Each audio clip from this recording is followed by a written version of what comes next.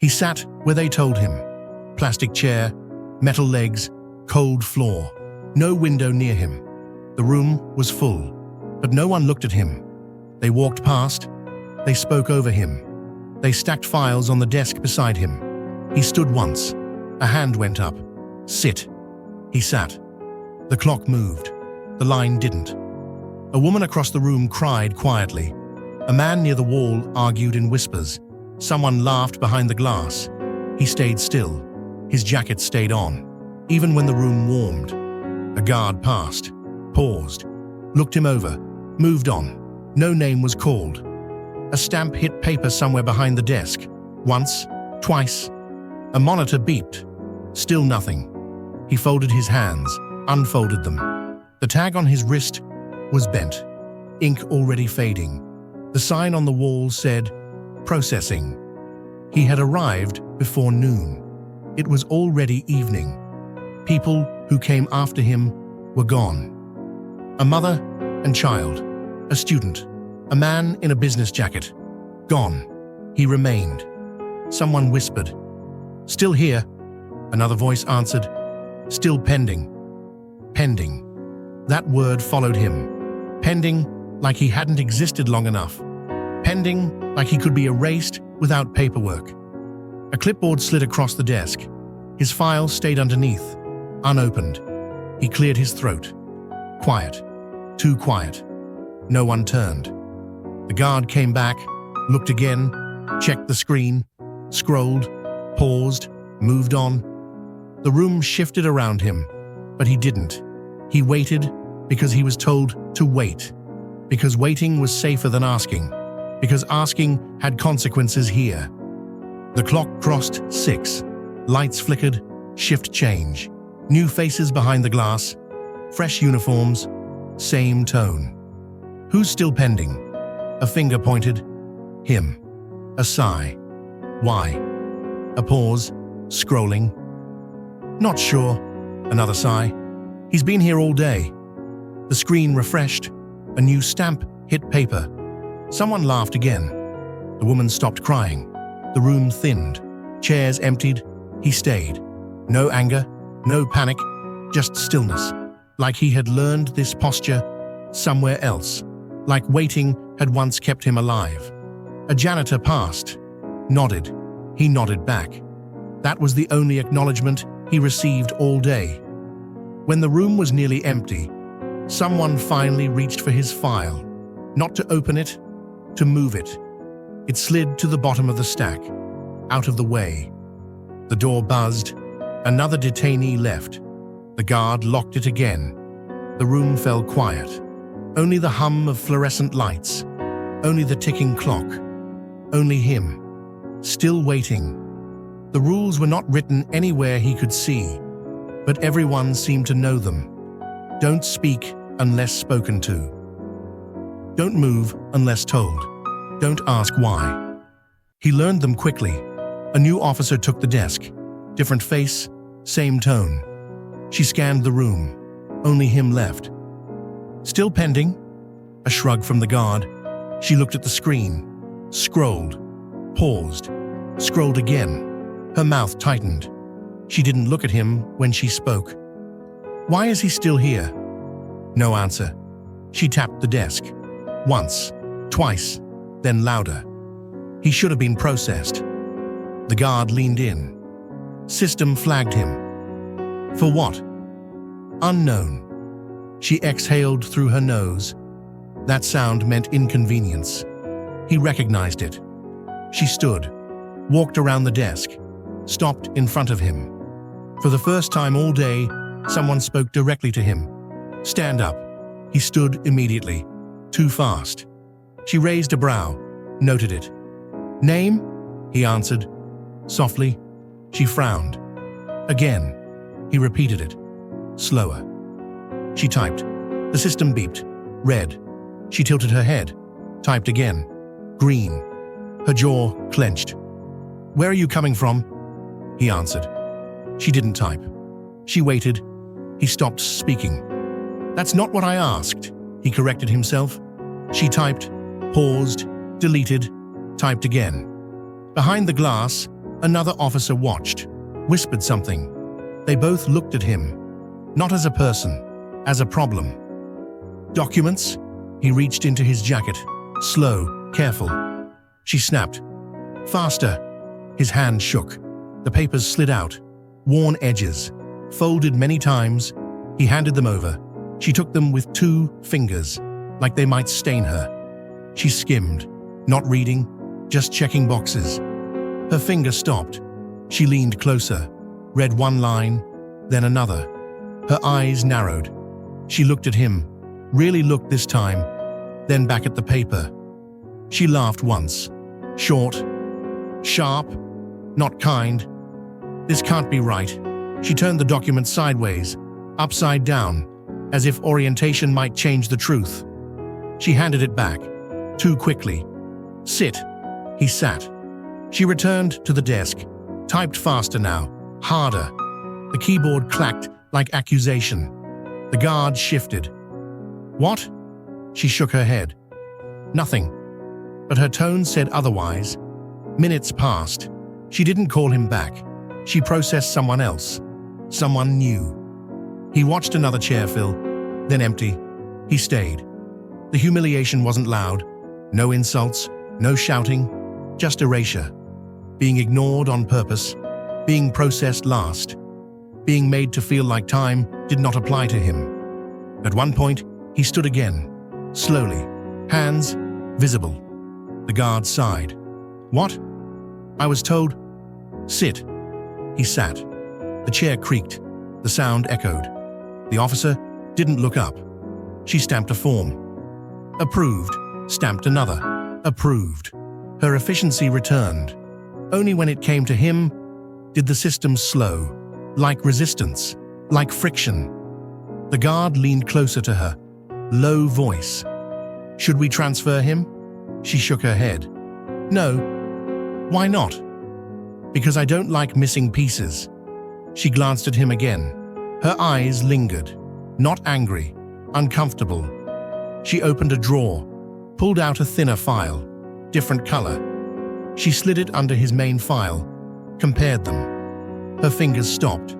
Something didn't line up. She closed the drawer, pushed both files aside. Not forward, aside. We'll deal with him later. Later. That word sat heavier than pending. The lights dimmed again. Night shift approaching.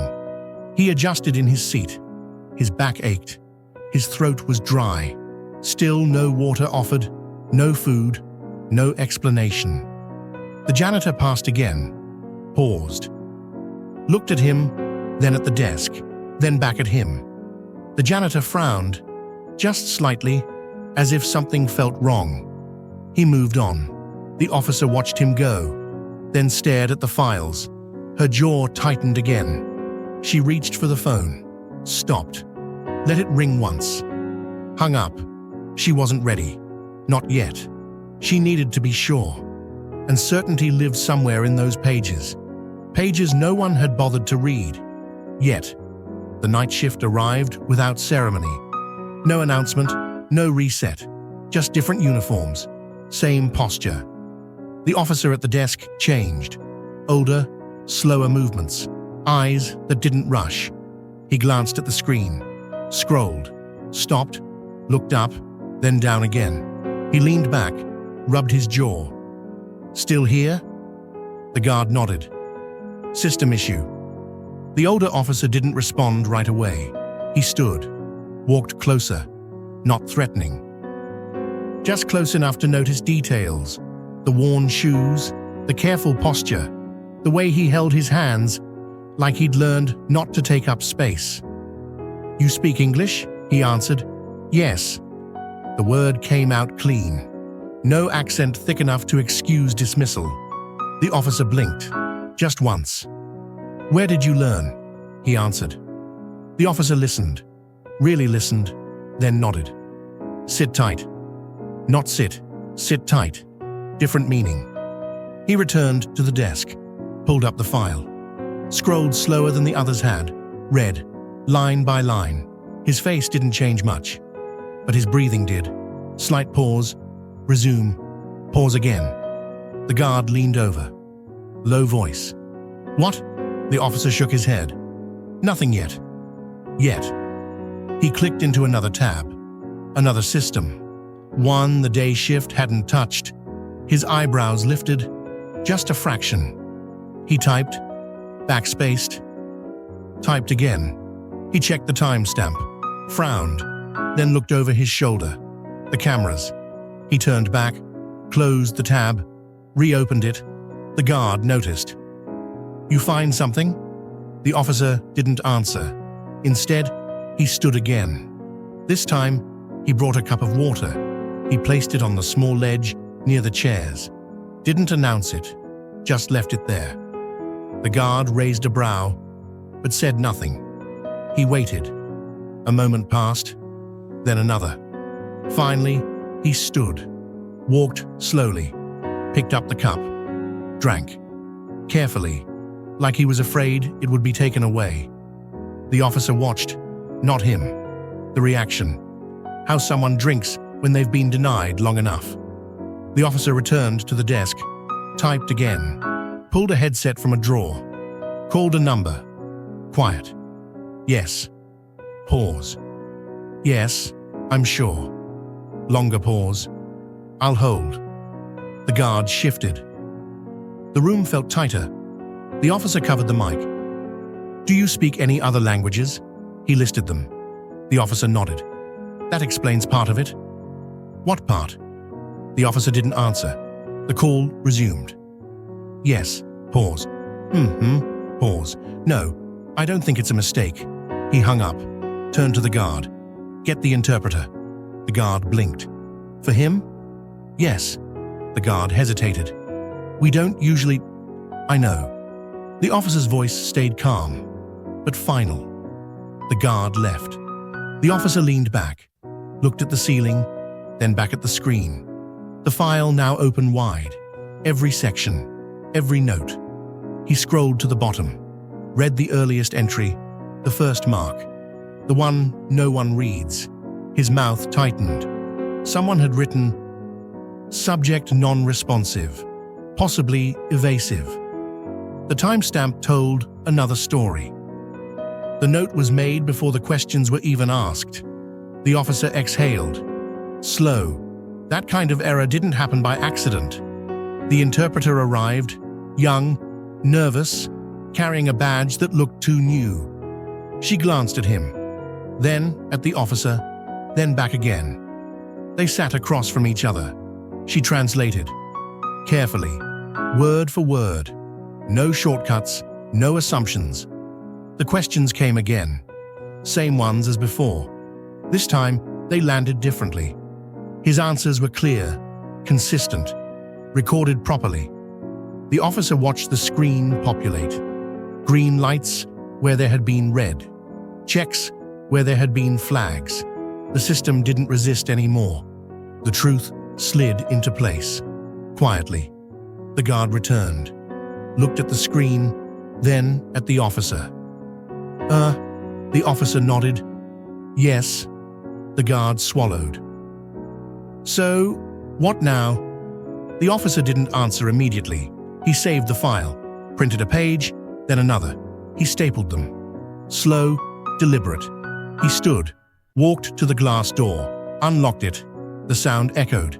He held it open. Come with me. Not escorted, not ordered, just invited. The room watched. Every eye followed. Something had shifted, not resolved, but disturbed. They walked down a quieter hallway, fluorescent lights buzzing overhead. The officer stopped at another door, smaller, marked Review. He swiped his badge, paused, then looked at him. You've been waiting all day. He nodded. I'm sorry. 2 words, rare. The officer opened the door. Inside were shelves, boxes, older files, dust, truth that took longer to surface. We're going to take a closer look. The door closed behind them, not like a sentence, like a beginning. The room smelled like paper and time, old folders, unopened boxes, records that never made it upstairs. The officer placed the files on the table, one stack, then another. He didn't rush. Rushing belonged to the mistakes. He slid a chair back, sat, turned the monitor toward them both. "Before tonight," he said, "no one looks here." He tapped the shelf. "They trust the system." The interpreter sat too, hands folded, listening. The officer opened the first file. Different name, same structure. Detained at a transit hub. Flagged for inconsistencies. Cleared nowhere. Stuck. He scrolled. The notes felt familiar, evasive, uncooperative, language unclear. The officer opened another and another, each one lined up. Dates staggered, locations changed, the wording didn't. The officer leaned back, exhaled. "This isn't random." He clicked again. Pulled up an internal dashboard, not the public one, the one supervisors skim. He filtered by officer ID, then another, then another. A cluster formed, not dramatic, just dense. The interpreter's eyes moved faster now. She saw it too. A pattern didn't shout. It repeated. The officer highlighted one column. "Look here. Time between detention and first interpreter request. Hours, sometimes days, sometimes never." These people weren't non-responsive, he said. They were unheard. He clicked another tab. Training logs, compliance certifications. Expired. Unchecked. Auto-approved. The system had protected itself. Not intentionally, just lazily. The officer printed a page, then another, stapled them, this time harder. He stood, walked to a cabinet, unlocked it, pulled out a red folder, the kind no one opens unless they must. Inside were complaints, scattered, ignored, closed for lack of follow-up. One stood out, written carefully, translated twice, filed under resolved. The resolution date was before the complaint was even submitted. The officer stared at it, then looked up. "Someone fixed the outcome," he said, before the truth arrived. He didn't accuse, he didn't name, he didn't need to. The interpreter swallowed. "What happens now?" The officer folded the papers, slid them into the red folder. "Now," he said, "we stop pretending this is an exception." They returned to the hallway. The guard straightened when he saw them. The officer handed him a form. "Hold all transfers from Terminal C." The guard blinked. "All of them?" "Yes." The guard hesitated. "That'll back things up." "It already is." The guard nodded. Didn't argue. The officer turned. Led them into a different room. Larger, brighter, marked Processing Review. Two supervisors looked up, surprised. No one used this room at night. The officer placed the red folder on the table, didn't open it, just let it sit. "I need a pause," he said. "For what?" "For this pipeline." One supervisor laughed lightly. "On what grounds?" The officer didn't raise his voice, didn't match the tone. He slid the printed pages forward, one by one. No speech, no summary, just evidence. The laughter stopped. The supervisor flipped through, faster at first, then slower. He looked up, then back down. "This is documented," the officer said, "and time-stamped." The room grew still.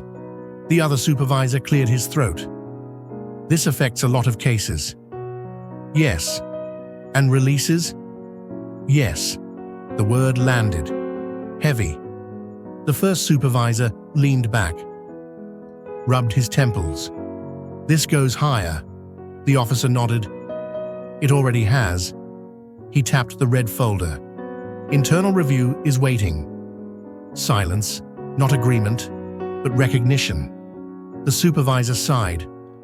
"Who started this?" The officer didn't look back at him. He looked at the hallway, at the chair, at the place where waiting had been used as pressure. "Someone who didn't disappear," he said. The supervisor followed his gaze. Understood. They stood.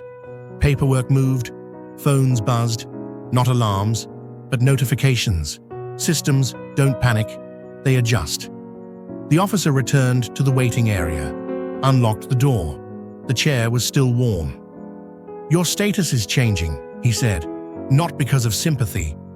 He slid a paper across, but because the truth held. The interpreter translated, word for word, no embellishment. He read, "Hands steady." "This doesn't erase today," the officer said, "but it ends the delay."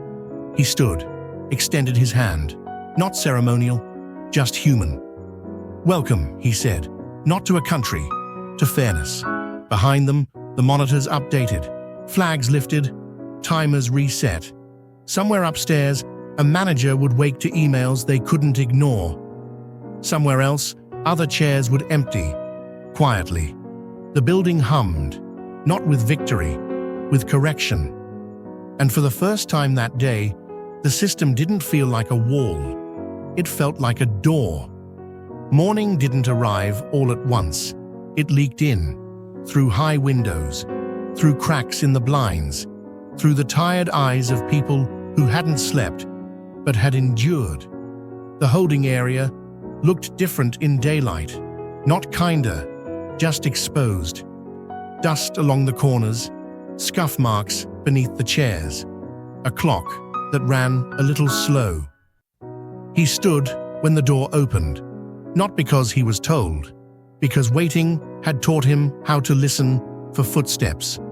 The officer entered without ceremony, no clipboard, no escort, just papers in his hand and a jacket slung over his arm. "It's done," he said. The words didn't echo. They didn't need to. The interpreter followed, her face softer now, but still careful, as if hope required supervision. "They've cleared your entry," she translated. "Not provisional, not conditional. Permanent words, the kind systems don't like to use." He nodded, didn't smile. Freedom learned caution before joy. They walked down the hallway together, past doors that stayed closed, past chairs that were still occupied. Some eyes followed them. Not envy, recognition. He met a woman's gaze, older, hands folded tight around a plastic bag. She didn't ask anything. Didn't need to. He touched his chest, lightly, a small gesture. "I see you." At the end of the hall, glass doors waited. Beyond them, sunlight, noise, movement. Life in motion. The officer stopped, reached into his pocket, pulled out a card. "Numbers on the back," he said. "For legal aid and oversight." He hesitated, then added quietly, "And for me." Not as authority, as accountability. The interpreter paused too. "You did nothing wrong," she said, not translating this time, saying it directly. He met her eyes. "Thank you for hearing me," he replied. She smiled. The doors opened with a soft, mechanical sigh. Air rushed in, not fresh, just outside. That was enough. He stepped forward, then stopped, turned back. The officer raised an eyebrow. He gestured toward the hallway. "They won't all walk out today," he said. "No, but it started." The officer nodded. "Yes, that was the agreement. No speeches, no promises beyond truth." He walked out. The doors closed behind him. Inside, the building continued.